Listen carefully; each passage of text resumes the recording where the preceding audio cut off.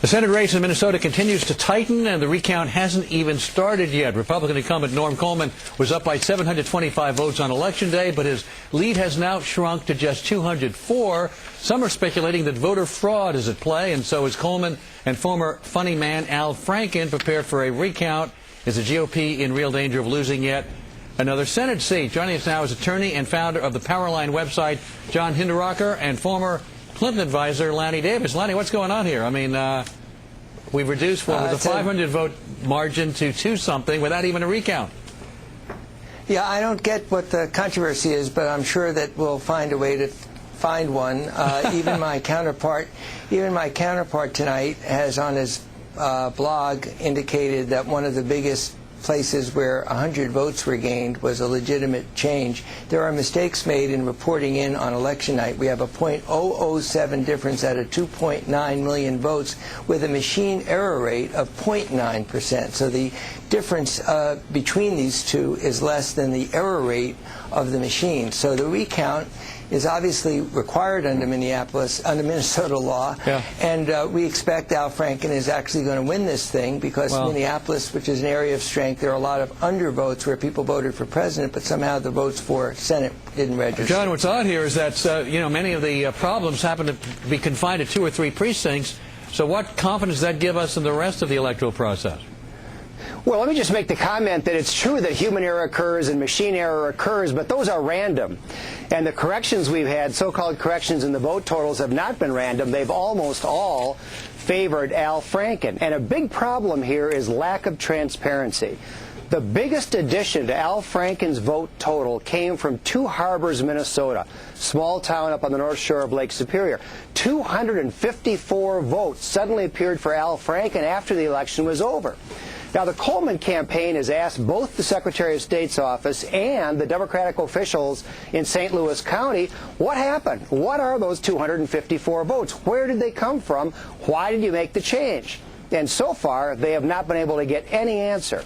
No explanation of the 254 vote swing that accounts for a half of the net gain that Al Franken has made since the election ended. Lanny, where could those votes have come from? With a lack of transparency. Where could those votes have appeared from? Well, there's human error in the transmission of votes from the local level to the Secretary of State's office, often by scratchy cell phones, is my understanding. But my colleague on his own blog found a 100-vote change in a little tiny precinct up in Iron Ridge County. Is that the right Iron Mountain precinct? Mountain Iron Precinct number 1, Lanny. That was thank you. And you said that was a legitimate error. That's 100 votes. That's out of we're talking about 207 vote difference here. There's no conspiracy. There's no corruption. There's human error in every election. And as I said, the machine error rate is 0.9%, and the difference between them is 0.007. Lanny, you bring it. You're missing a lot of issues here that actually matter. And one is lack of transparency.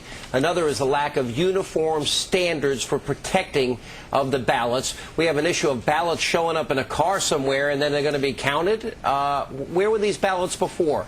So there's a lot of questions about behavior on the part of some. But here's the biggest question, Lanny. As we look at this, every single vote tally is moved in Franken's direction without a recount. And when you look at, for example, the gains for Franken were 2.5 times higher than the gains for Obama in the presidential race, 2.9 times higher than the total gain for Democrats across congressional races, and 5 times the net loss that Democrats suffered for House races. Now, why is that relevant?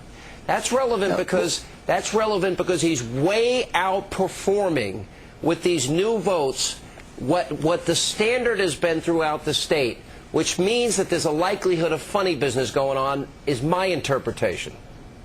Well, you're entitled to your interpretation, but I think what this issue is all about is the word no facts, or innuendo is another way of putting it. There is simply no facts. This is based on the numbers, Lanny. I mean, how about no explanation for the biggest jump in Franken's total? Well, there very well may be men from Mars responsible. We don't know the answer to that question, do we? Saying no explanation is a fact. Wait, let me tell me why this is important. We know that Barack Obama won the state by a pretty significant margin. We know that, that Norm Coleman won on election night. Now, all of a sudden, these early numbers No, and where don't. he's picking up these votes. Hang on a second. He's picking it up at an outrageous rate that is not consistent with the numbers that came in anywhere across the state. So why should we believe that that's honest? Well, as my colleague pointed out in his blog, there was 100 Forget vote your colleague. I want to know why should we have any faith in those numbers? I'm pointing out the reason that these number changes have occurred so far is human error without any conspiracy, without any Martians, and all we know is that proceed with the count and get an honest count. All right, Lanny Davis, let me ask you a question. I know you don't like me at times, and at times you get mad at me. Other times you like me. Would you ever send me a dead fish? That was 20 years ago. 20 years ago. If you sent me a dead fish, how would I interpret that? Do you know that I just finished mailing you a dead fish just to prove to you I could do it? So if you sent me a dead fish, I should be worried, right? All right, but John, that's an inside joke. I just had to do that to Lanny.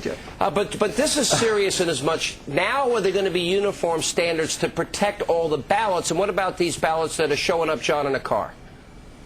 Well, it's ridiculous. A Democratic election official in Minneapolis, heavily Democratic city, 2 days after the election, came forward and say, "Oh, I just remembered I had 32 absentee ballots in the trunk of my car. Here they are. Let's count them." Yeah. The Franken campaign came up with more than 400 absentee ballots that had been disqualified, and they somehow got access to them, studied them, identified them, brought them to Hennepin County and wanted to try to argue about, now you should count these 400.